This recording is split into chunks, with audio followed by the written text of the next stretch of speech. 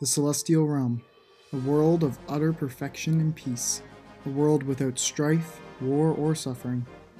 The realm of the gods. Luxendark has been greatly influenced by celestial beings over the millennia, and some individuals have even managed to communicate back to them. A majority of the known history of celestial beings involves a pair of lovers, but there's more to it all than just that, and perhaps things in the celestial realm aren't as good as Ouroboros makes them out to be.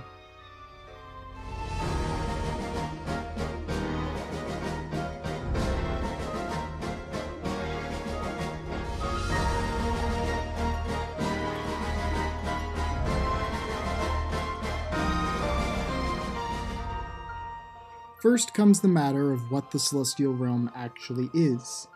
The Celestial Realm, in terms of the Bravely universe, is our real world, the humans who created and play the game. Therefore, we are the celestial beings, the spirits and people who cause great influence over Luxendark and its events. This world is more technologically advanced than that of Luxendark, and any strange irregularities in advancement on Luxendark can likely be chalked up to the interference of a celestial being. However, celestial beings are not exclusive to us. There are multiple recordings of others throughout Luxendark's history. The earliest known recording of celestial activity on Luxendark occurred approximately 4.6 billion years ago in the Bravely universe, when two travelers, escaping from the celestial realm on a ship, crashed on Luxendark. There, they met Yoko the yokai, and the three became quick friends, as Yoko helped them adapt to this new world while they tried to get back to their own. However, this would eventually result in the creation of the Origin Plague, which the two Celestials would seal within Yoko as she requested, to keep it from spreading. After this, the Celestials would go on to form many civilizations across Luxendark, the most noteworthy including the Eisen Empire, or better known now as Grandship, and not to be confused with Eisenberg, the former Kingdom of Eternia, and Fort Lune, the moon colony responsible for protecting Luxendark against the Baal threat, which would in turn spawn the Sagitta colony in the Florum region. But there are events involving the Celestial Realm that predate even these. This is where the long history of Altair and Vega begins. A side note, the state of Altair and Vega's relationship throughout the majority of Bravely Second is derived from a Japanese legend involving two lovers represented by stars in the night sky by the same names. The legend, of Chinese origin, ends with Altair and Vega being forever separated by a large river, where on the 7th day of the 7th month of each year, a flock of magpies form a bridge for them to be united for one single evening. And so, every year on July 7th, the Tanabata festival begins in Japan, and is celebrated at various days between July and August, depending on the region.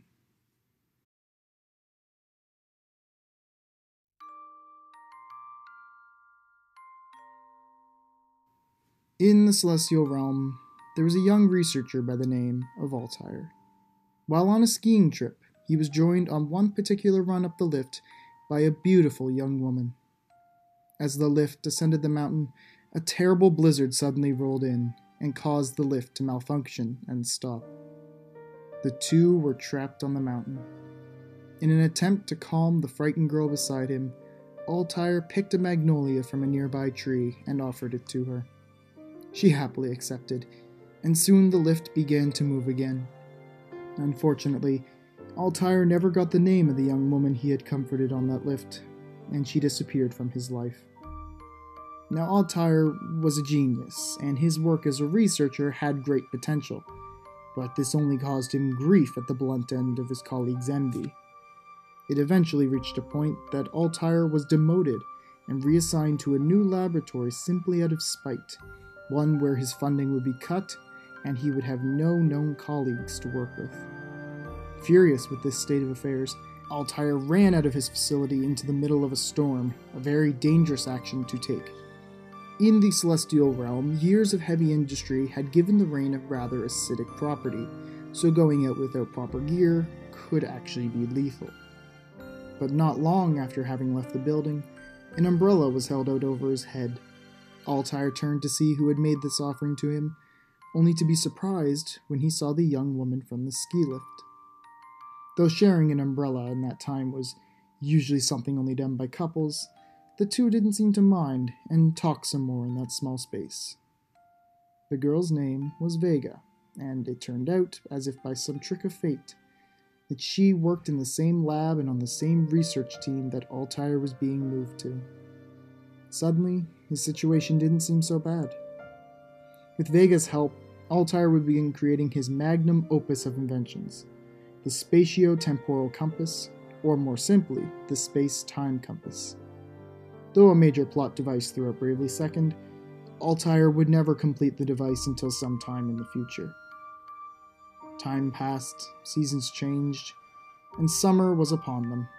Though they got along well as associates, Altair felt something deeper between them. He decided to take two risky moves that summer. The first was when he mustered up the courage and asked Vega to go to a summer carnival with him, to which she accepted. The two spent the night playing games like catching goldfish and watching the fireworks light up the night sky. This is where Altair made his second daring move. He confessed his feelings for Vega, and she reciprocated. Though they were now lovers, this was by no means a sign that they would no longer experience strife. They still worked together, but with insufficient funds and equipment, it was difficult for them to carry out meaningful work. But wherever Altair went, Vega had his back, supporting his hypotheses and obtaining archive data that he could not. She helped him in every aspect she could, and eventually his hypothesis became an accepted theory. It was then that Altair knew that he could do anything with Vega by his side, and wished to spend the rest of his life with her. One holy night, on Christmas Day, Altair booked reservations at a lavish restaurant for the two of them. While they ate, he came straight out with no hesitation and said to her, "Will you marry me?" Vega cried in tears of joy, accepting his proposal. Although Altair was regretful that he could not afford a ring, he was paid well, but the lion's share of his pay went back into his research. Vega assured him that his love was all she needed. They had a small arrangement shortly after, and they were husband and wife. Regardless of her kindness, the lack of a ring ate away at poor Altair, and eventually he saved up enough money to buy her one. But she would only receive it a day before something terrible would occur. Just one day after Altair gave Vega a ring, a catastrophe struck the entire celestial realm. The specific details are unknown, but disease may be a possibility, considering the one that was aboard the ship where the origin plague was created. Regardless of these specifics, the celestial realm was no longer safe. Countless vessels took off, their course aimed for a predetermined world known as Luxembourg. During the escape process, Altair was separated from Vega, and his ship took off without her. Vega watched from below as the ships flew off into the sky, never to return. She was all alone. There, in the ruined celestial realm, her soul lingered on after death, existing solely on her love for Altair. But soon, this too would be tainted.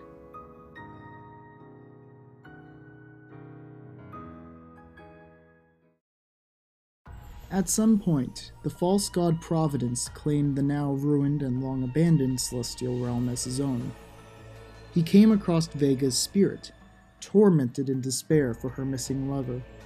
Providence took this soul in hand and fed off of Vega's suffering.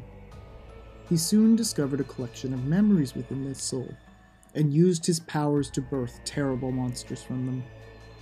The memory of their first meeting on the ski lift birthed Snowcap. The time they formally met in the rain-created Urchin. Goldie came from the summer festival, and Apparati from their time working. The Christmas proposal unearthed Redshirt, and the wedding made Turtledove. And then there was the original ball, Diamante, based on Vega's memory of watching Altair leave her behind in the celestial realm. This memory also revealed the location of her beloved, Luxembourg.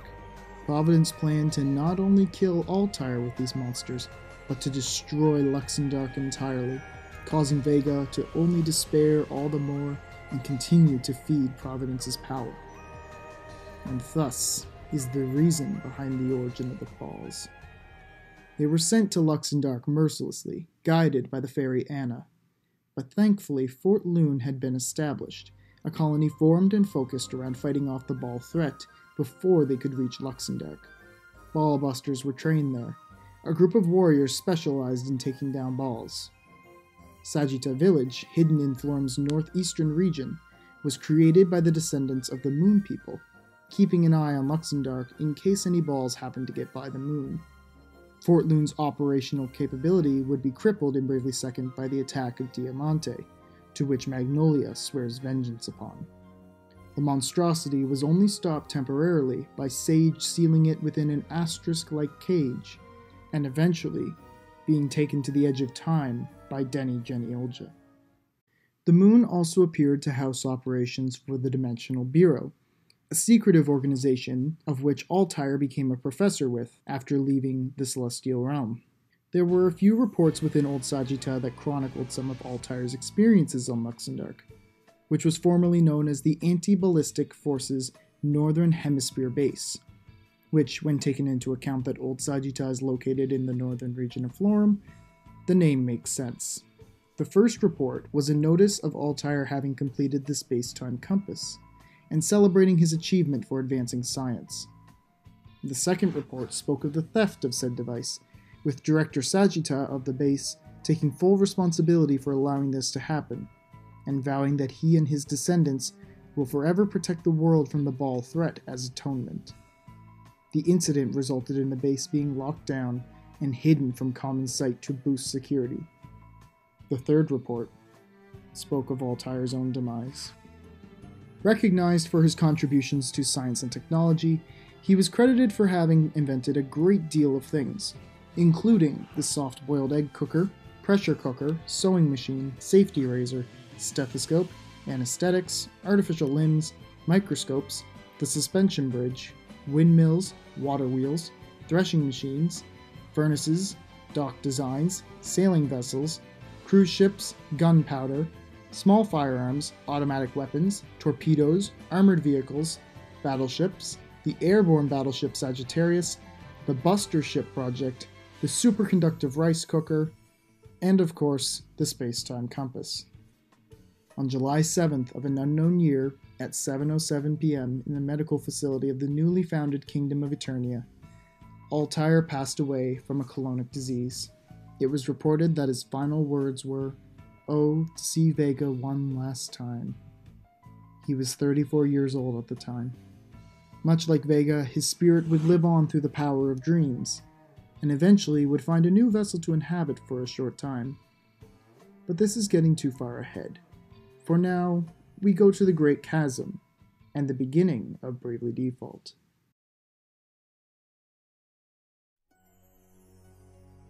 Before we, a celestial being, are even brought into Luxendark, we are approached by Anna. Initially believed to have been Airy, and also thought to have been doing something right, she claims that we have fire in our eyes, and asks for our assistance, a statement used in Bravely Second to mock the player. The player agrees to help, and so we enter the body of Tiz Orier, the sole survivor of the Great Chasm, and an important aspect of the celestial being topic. Throughout Bravely Default's story, we control Tiz's overall direction when it comes to decision making, with his own personality and character still intact. It is upon meeting Ouroboros that it is revealed we lurk within Tiz, hinted only at by Nephilia, and the Celestial Realm's meta-truth being confirmed when the 3DS camera activates near the end of his fight, showing our face as Ouroboros claims to be on the brink of entering the Celestial Realm, of which he appears to be oblivious of its actual state. After his defeat, just as everything seems like it's going to be okay, Tiz falls into a coma as the celestial being exits his body, leaving just an empty shell. The reason for this is because we completed the game. Because we've beaten it. We're all done now. We were acting as his soul, and with the end of the game, we stop playing and leave, causing Tiz to fall into this comatose state for 2 years, the exact same time span for Bravely Second to be released.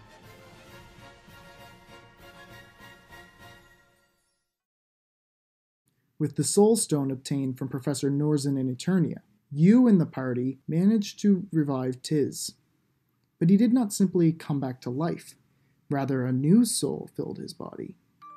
However, this time around, the player's will was exerted over you, not Tiz, so the soul that entered his body was that of Altair.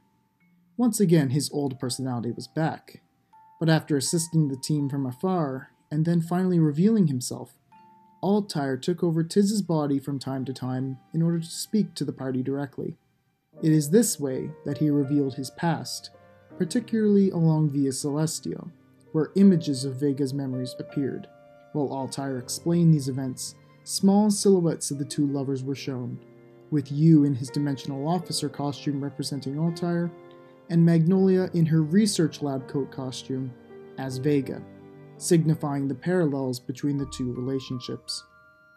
But the question of what Via Celestial is, or where it came from, is a bit of an important one, and it all goes back to Anna. When Anna failed to get the ball past the moon, she used the Holy Pillar in Diamante to erase it, stopping time on Luxembourg. However, Yu was able to undo this by calling out to the player and asking them to try again, meaning to start a new game plus and to use Bravely Second during the opening fight to bring everyone and their memories back to the past. With the moon restored, Anna needed another way of getting the balls onto Luxembourg. That's when she discovered that the Great Chasm was actually a shortcut to the Celestial Realm, through which Via Celestial ran.